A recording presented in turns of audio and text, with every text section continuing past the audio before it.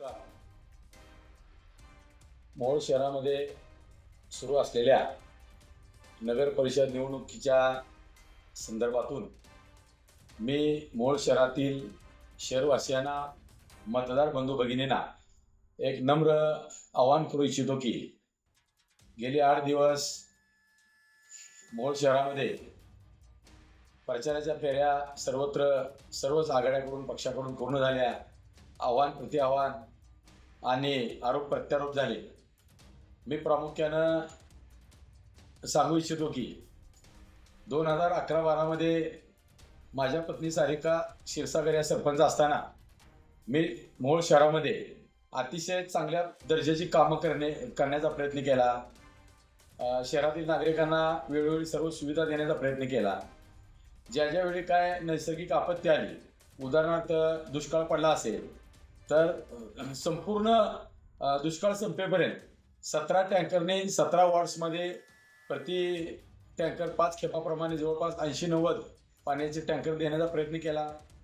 त्यानंतर जे काय बंद पडलेले हातपंप होते, ते हातपंपही स्वखर्चाने दुरुस्त करून त्या ठिकाणी पाणी उपलब्ध करून देण्याचा प्रयत्न केला.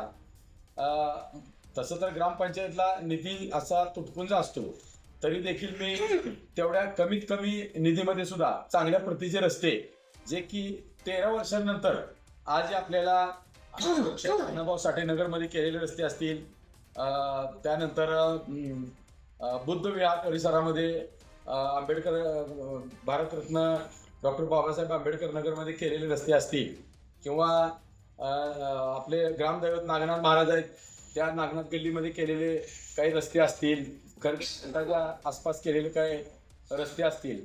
त्यानंतर शहरामध्ये मला वाटतं प्रत्येक प्रभागामध्ये वॉर्डमध्ये मी एक बोर मारलेले आहे, कूपनलिका घेतलेले आहे, त्या ठिकाणी मोटर टाकी बसवलेली आहे. सर्रास प्रत्येक ठिकाणी शहर परिसरामध्ये मी स्वखर्चातून पाण्याच्या योजना उभ्या केलेल्या आहेतच. आणि विशेष म्हणजे आजही त्या मी केलेल्या पाण्याच्या योजनांचं पाणी आजही शहरवासियांना त्या ठिकाणी ते पितात, वापरतात. त्यामुळं पुन्हा एकदा चांगल्या पद्धतीनं नगर परिषदेच्या माध्यमातून काम करण्याची संधी या ठिकाणी आम्हाला क्षीरसागर परिवाराला प्राप्त झालेली आहे. आणि म्हणून आम्ही या ठिकाणी सध्या राज्यात आणि केंद्रात सत्तेत असलेल्या भारतीय जनता पक्षाच्या माध्यमातून माझ्या पुतण्या सुशील क्षीरसागर म्हणून ज्यांनी 10 वर्ष काम केलं, त्या नगर परिषदेमध्ये ग्रामपंचायत होती त्यावेळेसपासून आम्ही गेली 25 वर्ष सलग त्या ठिकाणी काम करतो. त्यामुळं त्या ठिकाणी काम करत असताना समस्या कोणत्या आहेत, उपाययोजना कशा करायच्या, अडचणीच्या काळात मार्ग कसा काढायचा, शहरवासियांना समाधानकारक कारभार कसा वाटेल, अशा पद्धतीनं काम करण्याचा आम्ही प्रयत्न केलेला आहे. आमच्या परिवाराचं या शहरासाठी, या तालुक्यासाठी गेली 25 वर्षापासून समाजकार्यात बहुमोल योगदान आहे. वर्षांना किंवा तालुकावासियांना माहीत आहे आणि त्यांना विश्वासही आहे. आणि म्हणून मी आता या निवडणुकीच्या माध्यमातून माझे 2-3 प्रोजेक्ट होते की बाबा या ठिकाणी जो निधी येणार आहे त्यातून जी कामं होणार आहेत तर त्या कामाचा दर्जा हा उत्कृष्ट असला पाहिजे, जेणेकरून आम्ही सरपंच असताना कामं केली, आजही 10, 12, 13 वर्षानंतर ती कामं रस्त्याची जशी तशी आहे. त्यामुळं कमी निधीमध्ये चांगल्या प्रतीचे रस्ते देऊन जास्तीत जास्त शहराचा विकास कसा करता येईल असा आमचा त्या ठिकाणी प्रयत्न चालू आहे. आणि दुसरं म्हणजे या निवडणुकीमध्ये अनेक जणांनी एस टी स्टँडपासून स्टेशन रोडला गौतम मारुती चौकापर्यंत जाणारा जो मेन रोड आहे, त्या मेन रोडचं काम व्यवस्थित झालेलं नाही. त्यामुळे धुळीचं साम्राज्य आहे. मी त्या रोडवरून असणाऱ्या सर्व व्यापाऱ्यांशी व्यक्तिगत गाठीभेटी घेतल्या. त्यांनी मला सांगितले की धुळीचं साम्राज्य आहे, रस्त्याचा दर्जा चांगला नाही, त्यामुळं रस्ता खराब झालेला आहे.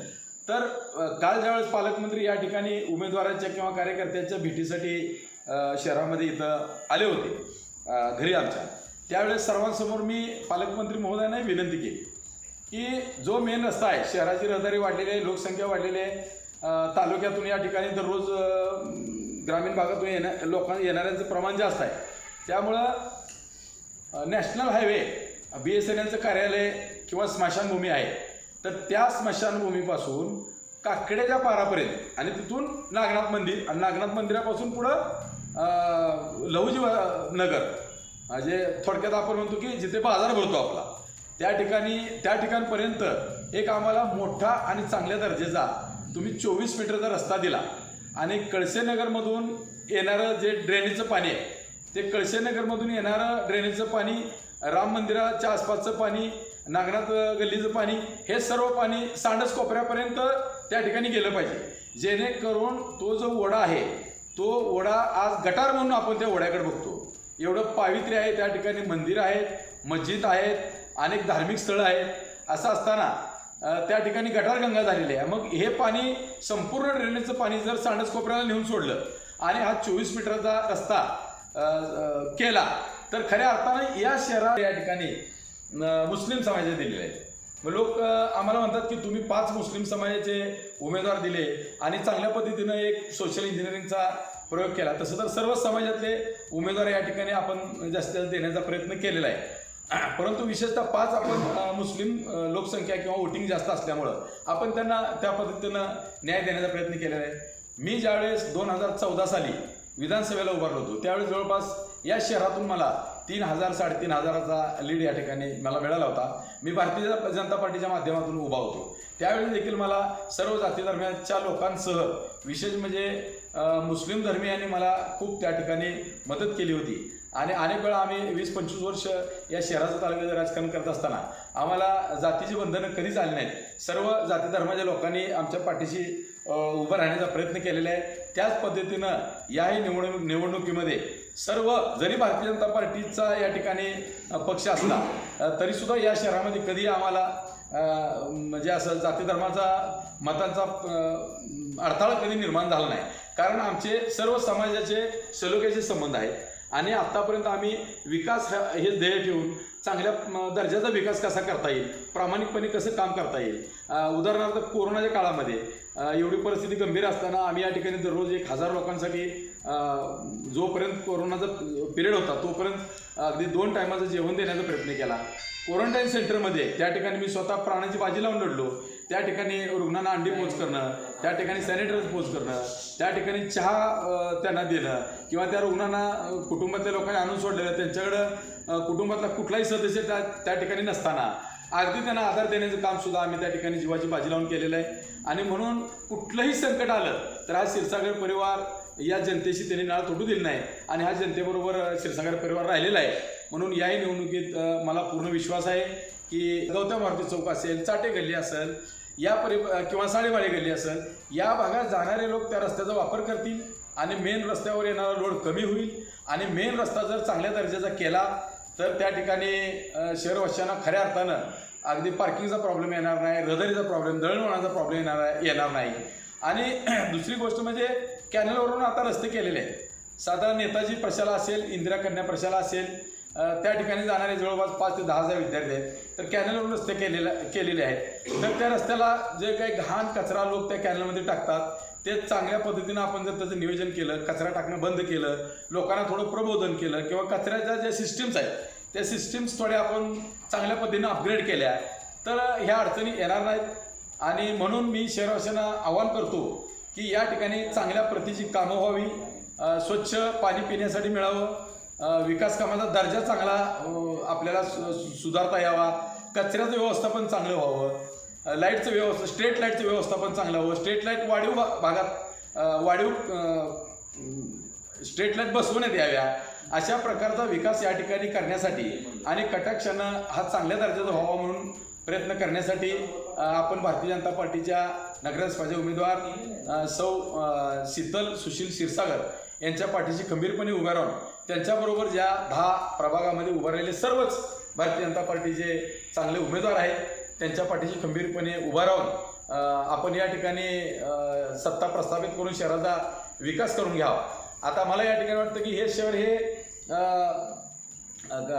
सर्व जाती धर्माचं शहर आहे. या ठिकाणी कधीच म्हणजे जातीचा सलोखा कधीही बिघडलेला नाही असं हे शहर आहे. आणि विशेष त्यानं या निवडणुकीत आमच्या पाठीशी उभं राहतील आणि सौ शीतल क्षीरसागर यांना नगराध्यक्ष पदाच्या निवडणुकीमध्ये आणि त्यांच्याबरोबर 10 प्रभागामध्ये असलेले 20 भाजपचे उमेदवार यांना सर्वांना बहुमताने निवडून देतील अशी मला आशा वाटते. आणि मी सर्वांना पुन्हा कळकळीची विनंती करतो, आपण जर माझ्या विनंतीला मान दिला तर मी दररोज सकाळी या ठिकाणी मोहोळ शहरामध्ये आता झाडू घेऊन सुद्धा या ठिकाणी आपल्यासाठी शहर स्वच्छ ठेवण्यासाठी आणि शहरातील लोकांच्या अडीअडचणी दूर करण्यासाठी 5 वर्ष मी तुम्हाला या ठिकाणी अभिवचन देतो, नागरिकांना स्मरून मी अभिवचन देतो. कधीही कुणाला असं वाटणार नाही की आपण यांना निवडून देऊन आपली चूक झाली, एवढं मी नागरिकांना स्मरून अभिवचन देतो. आणि 5 वर्ष हा संजय क्षीरसागर तुमच्या दारात झाडू घेऊन त्या ठिकाणी सर्व कामगाराबरोबर प्रशासनाबरोबर एक कर्तव्य म्हणून काम करेल असं अभिवचन देऊन पुन्हा एकदा कमळ या चिन्हाचं बटन दाबून सर्व 21 उमेदवाराला निवडून देण्याचं मी विनंती करतो आणि माझे 2 शब्द संपतो.